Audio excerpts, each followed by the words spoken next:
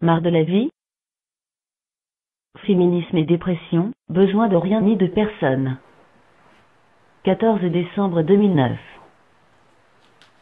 Ce sujet-là concerne surtout les femmes, ceci dit, ça vous concerne aussi, amis lecteurs, mais moins directement. Quel rapport peut-il y avoir, peut-il bien y avoir, entre le féminisme et la dépression? Le féminisme serait-il un remède à la dépression? Pas du tout. En fait, le féminisme est une idéologie qui a des conséquences émotionnelles et mentales très importantes, conséquences dont aucune n'est positive. Mais avant d'aller plus loin, et pour éviter tout malentendu, je voudrais mettre les choses au clair. Je suis pour le principe à travail égal, salaire égal. Je suis contre les violences faites aux femmes, ce qui est logique vu que j'en suis une. Je suis aussi contre les violences faites aux hommes. Je suis pour l'éducation pour tous, et donc aussi pour toutes. Je suis contre la pornographie. Mais je ne suis pas féministe. Ou plutôt, je ne le suis plus. Car je l'ai été.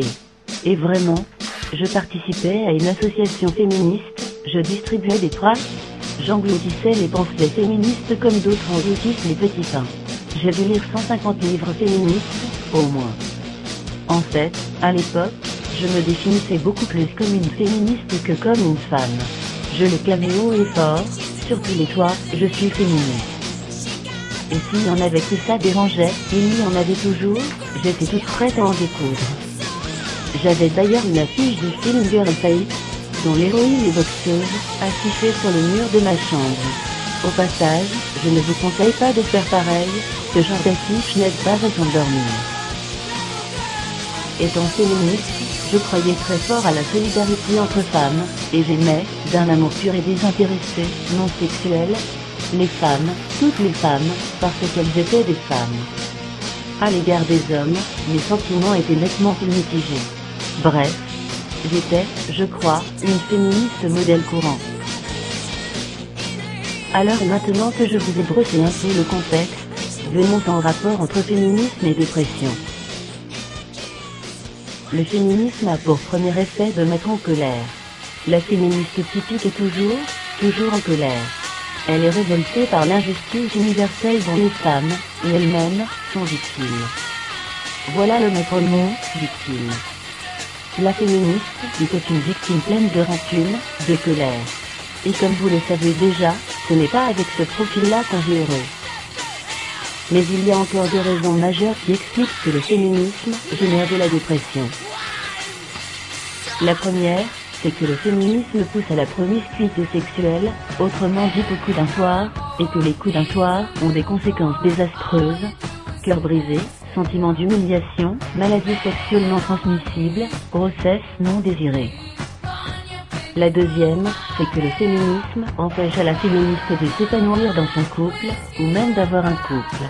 Soit elle se retrouve en guerre avec l'ennemi, son homme, et l'ennemi finit par se barrer, la laissant victorieuse et seule, sur le champ de bataille. Soit elle n'a pas d'ennemi mais une carpette, une chiche molle qu'elle ne respecte pas, qu'elle ne peut pas respecter. La chiche molle en question n'est pas capable de prendre une décision toute seule, la vénère comme une déesse. Et comme elle sait très bien qu'elle n'est pas une déesse, et rêve secrètement de reposer sa tête sur une épaule solide, elle est frustrée.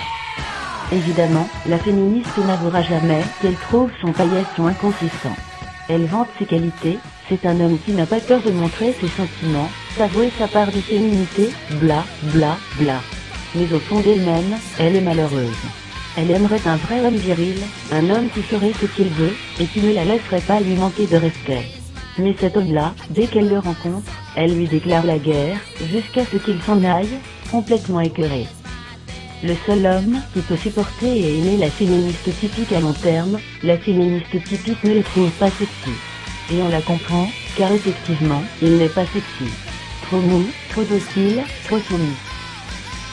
Bon, ce que je dis là doit certainement en choquer beaucoup, et il y aura peut-être des féministes, ou juste des sympathisants et des sympathisantes, pour venir m'affirmer que si, il y a des couples féministes heureux. Peut-être. Mais ce sont des exceptions très rares. Et ces exceptions résistent-elles au temps? La question reste ouverte. Il y a dans la pensée féministe une bombe à retardement, un principe de sabotage qui détruit le bonheur de couple, puis le couple. L'idéologie féministe et le véritable amour, celui qui est pleinement satisfaisant, celui qui dure, sont tout simplement et tout bêtement incompatibles. Il n'y a pas d'amour féministe. Mais je vais le dire d'une manière plus nuancée.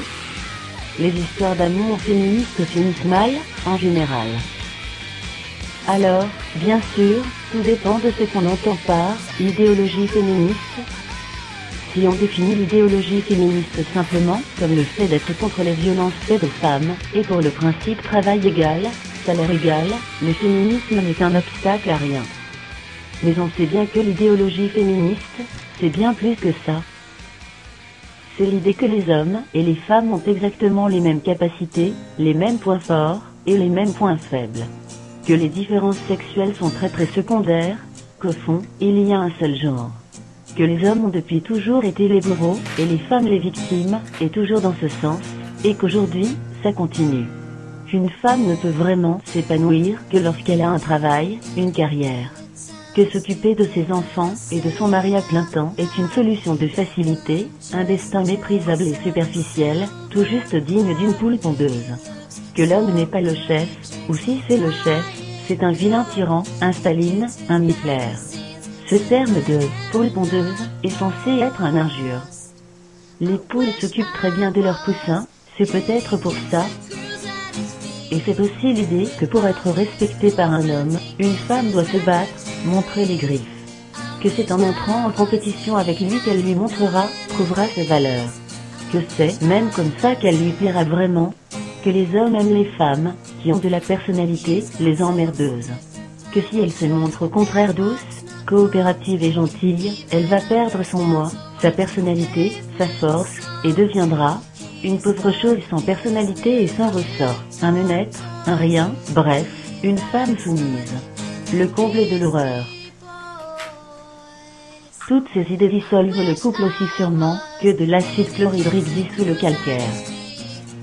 Alors la féministe se retrouve seule, ou le reste. Et de la solitude à la dépression, il n'y a qu'un pas. Vous me direz peut-être, mais on peut très bien être sans homme sans être seul. C'est exact. Mais toutes les copines et les copains du monde ne remplaceront jamais un conjoint tendre et aimant. Quand on est célibataire, on ne peut pas ne pas se sentir seul, à moins d'avoir moins de 15 ans. Mais la féministe ne fait pas le lien, ou ne veut pas faire le lien, entre son mal-être et son célibat, ni entre son célibat et son féminisme. Après tout, une femme sans homme est comme un poisson sans bicyclette, n'est-ce pas? Elle n'a pas besoin d'un homme. Elle n'a besoin de rien ni de personne, dit-elle. Moralité, femme libérée, femme isolée. Femme isolée, femme déprimée.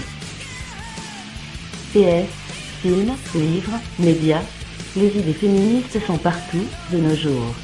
Ce qui fait que même une femme qui ne se sent pas et ne se considère pas comme une féministe, peut très bien l'être, plus ou moins, sans le savoir. Et si le nombre très élevé de divorces était une conséquence de ces idées diffuses, omniprésentes, qui sabotent les couples? Amour et dépression, identité homme-femme et dépression.